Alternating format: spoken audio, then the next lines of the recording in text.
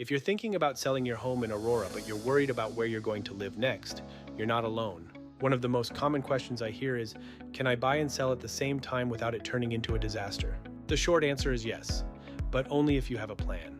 And today, I'm going to walk you through exactly how that works here in Aurora.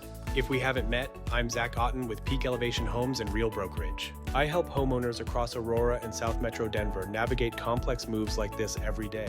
By the end of this video, you'll understand the options you have, the risks to watch out for, and how to time both sides of the move without unnecessary stress or financial pressure. Let's start with what the Aurora market looks like right now, because that matters. Currently, there are about 1,331 active homes on the market. The average days on market sits around 53 days, and the median sales price is roughly $475,000. Homes are selling at about 97% of list price, and around 13% of recent sales have been cash. What this tells us is that Aurora is active but not frantic. Homes are moving, but timing matters. That creates opportunity and also risk when you're trying to buy and sell at the same time. There are three main ways homeowners handle this, and which one is right depends on your comfort level and finances. The first option is selling first, then buying. This is the safest route financially.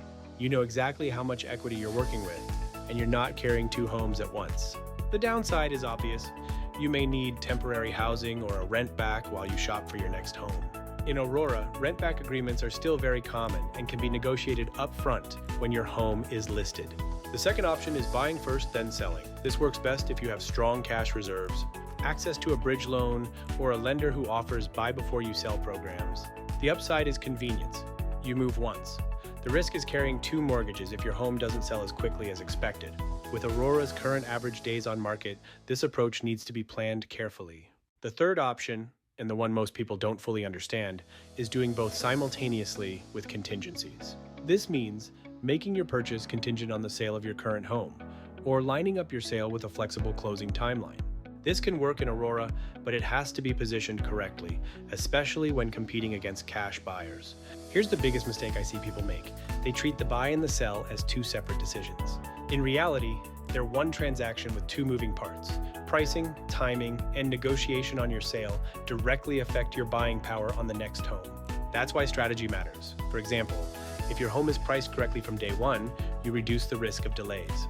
If you understand which price points in Aurora are moving fastest, you can time your purchase more confidently. And if you build flexibility into your contract, you protect yourself if one side moves faster than the other. Another thing to consider is competition. With about 13% of Aurora sales being cash, you don't want to walk into the buying side unprepared. A strong pre-approval, clear timelines, and clean terms matter, especially when your offer includes a home sale contingency. Buying and selling at the same time isn't about luck. It's about coordination.